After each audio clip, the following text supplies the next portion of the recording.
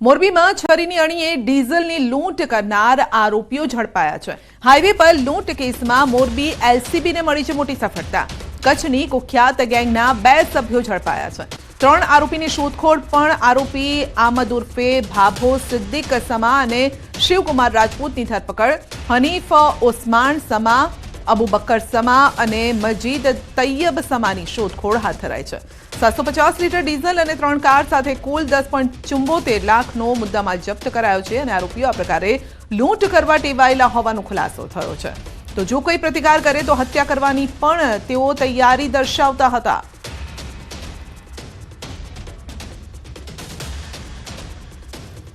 બનાસકાંઠામાં ભૂસ્તર વિભાગનો સપાટો બનાસ નદીમાંથી ખનીજ ચોરી ઝડપાઈ છે। ગાંધીનગર ફ્લાઇંગ સ્ક્વોડ અને બનાસકાંઠા ભૂસ્તર વિભાગનું સંયુક્ત ઓપરેશન। ડીસા પાસે બનાસ નદીમાંથી 22 ડમ્પર, 1 હિટાચી મશીન ઝડપી પડાયું છે। કરોડોનો મુદ્દામાલ સાથે ખનીજ ચોરી ઝડપી પડાઈ છે। મધરાત્રે ખાનગી વાહનમાં ઉતરેલી ભૂસ્તરની ટીમનો સપાટો અને રાત્રિ દરમિયાન ખનીજ ચોરી થઈ રહી હતી તે દરમિયાન ઓપરેશન પાર પાડ્યું છે। બનાસકાંઠા ભૂસ્તર વિભાગ, ગાંધીનગર ફ્લાઇંગ સ્ક્વોડે પોલીસ સાથે રાખીને વાહનો કબજે કર્યા।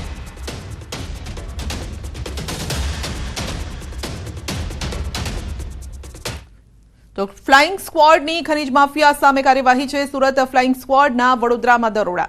શિનોરમાંથી મોટા પ્રમાણમાં ખનીજ ચોરી ઝડપાઈ છે। 5 વાહનો સહિત 1 કરોડથી વધુનો મુદ્દામાલ જપ્ત કરાયો છે।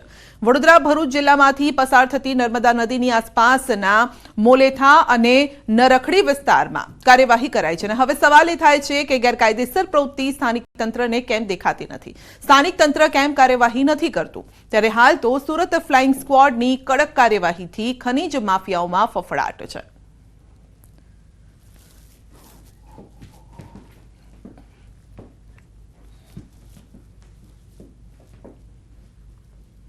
અને વાત કરીશું સુરક્ષિત ઉજવણીની।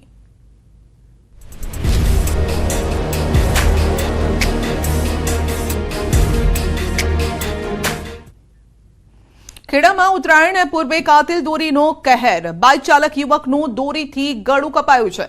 કઠલાલના મોતીપુરા ગામ નજીક બની છે ઘટના। ઘાયલ યુવકને તાત્કાલિક સારવાર મળતા જીવ બચ્યો છે।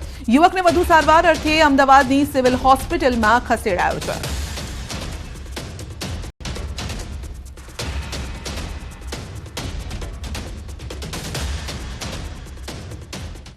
ઉત્તરાયણમાં દોરીથી ગળું કાપવાની અને પક્ષીઓ ઘાયલ થવાની ઘટનાઓ બને છે અને ત્યારે આવી ઘટનાને પહોંચી વળવા માટે 108 ઇમરજન્સી સેવા સજ્જ બની છે। તારીખ 14 અને 15 જાન્યુઆરી માટે સ્ટાફ અને દવાના સ્ટોક સહિતની સામગ્રીમાં વધારો કરાયો છે। દર વર્ષે 108 સેવામાં ઉત્તરાયણના દિવસે ઇમરજન્સી કોલમાં 20% જેટલો વધારો રહે છે, જેને લઈ 108 ઇમરજન્સી સેવા દ્વારા ઉત્તરાયણના પર્વને લઈ એક્શન પ્લાન તૈયાર કરાયો છે। 108 સેવા હોસ્પિટલ સાથે સતત સંપર્કમાં રહેશે અને 108 ઇમરજન્સી મેનેજમેન્ટ સેન્ટરમાં તાલીમબદ્ધ ઓફિસર ડોક્ટરની સેવા સાથે સમગ્ર ગુજરાતમાં અત્યાધુનિક એમ્બ્યુલન્સ ઉપલબ્ધ રહેશે। તારીખ 14 અને 15 જાન્યુઆરીએ 2 બોટ એમ્બ્યુલન્સ અને 800 થી વધુ એમ્બ્યુલન્સ, 38 આઈસીયુ એમ્બ્યુલન્સ પણ તહેનાત રહેશે।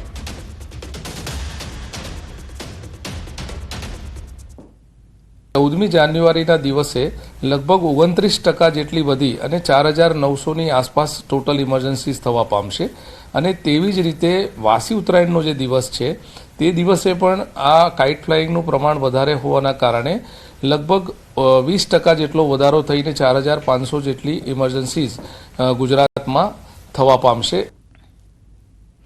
અમરેલીમાં લેટરકાંડ મામલે રાજકારણ ગરમાયું છે। અમરેલીના રાજકમલ ચોક ખાતે કોંગ્રેસના ધરણા। પૂર્વ વિપક્ષ નેતા પરેશ ધાનાણીએ ઉપવાસ શરૂ કર્યા છે। ધાનાણી દ્વારા 24 કલાકના ઉપવાસની શરૂઆત થઈ છે। પૂર્વ ધારાસભ્ય લલિત કગથરા, લલિત વસોયા, ગીતા પટેલ સહિતના કોંગ્રેસ નેતાઓ પણ જોડાયા છે। લલિત કગથરાએ નારણ કાછડિયા અને અમરેલીના 5 ધારાસભ્યો સામે ઉઠાવ્યા છે સવાલ। કોંગ્રેસ નેતાઓએ પાયલ ગોટીને ન્યાય અપાવવાની માંગ સાથે વિરોધ નોંધાવ્યો। જેને માર માર્યો છે, જે પ્રકારના પોલીસના લોકોએ યાતના આપી છે, એને તમે છઠ્ઠી વગાડીને ડિસમિસ કરાવો।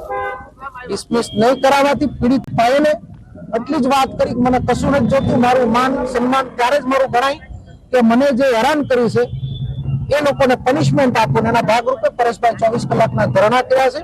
કોઈ રાજકીય હેતુ માટેની લડાઈ નથી, આ ગુજરાતની દીકરીને ન્યાય અપાવવા માટેની લડાઈ છે અને અમે પરિણામલક્ષી આ લડાઈ બનાવીશું. આવતા દિવસોની અંદર આખા ગુજરાતની અંદર નારી સ્વાભિમાન આંદોલન સમિતિ દ્વારા આંદોલન થશે.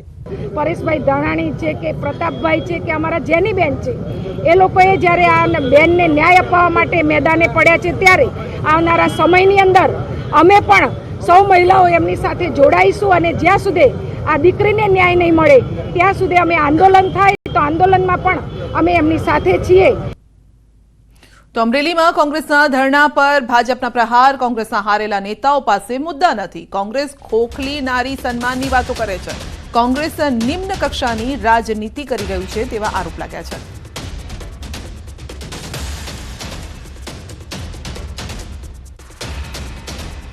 એમના નેતાઓ કોંગ્રેસની સભાની અંદર પણ મારવામાં આવ્યા હોય એવા દ્રશ્યો છે. એમના સ્પોક્સપર્સન જે નેશનલ કક્ષાના હતા પ્રિયંકાબેન ચતુર્વેદીએ એમણે પણ કોંગ્રેસ શા માટે જોયું, એના પછી ખેરાબહેને બી કોંગ્રેસ શા માટે જોયું, એ બધી જ જગ્યાએ બહેનોનું કેટલું ઉત્પીડન કોંગ્રેસમાં થયું છે એ આખા ભારતને સર્વવિદિત છે. એટલે નારી સન્માનની ખોખલી વાતો છે કોંગ્રેસ ના કરે. ભાવનગરમાં ગેરકાયદેસર દબાણો પર તંત્રનું બુલડોઝર ફર્યું છે. રોડમાં અડચણરૂપ દબાણો તોડાયા છે.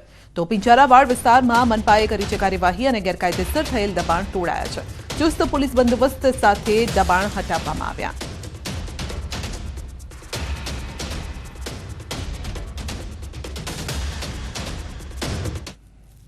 સુરતમાં 8થી બાળકોને શાળામાં પ્રવેશ અપાવવા વાલીઓએ નવો કિમિયો અજમાવ્યો છે. તો કેટલાક વાલીએ બોગસ આવકના દાખલા અરજી સાથે જમા કરાવ્યા. જોકે જિલ્લા શિક્ષણ અધિકારીની ટીમે આ ચોરી ઝડપી પાડી છે. મામલતદાર સાથે વાતચીત કરી તમામ આવકના દાખલાની ખરાઈ કરાઈ છે. 250થી વધુ વાલીઓએ આ રીતે પ્રવેશ માટે અરજી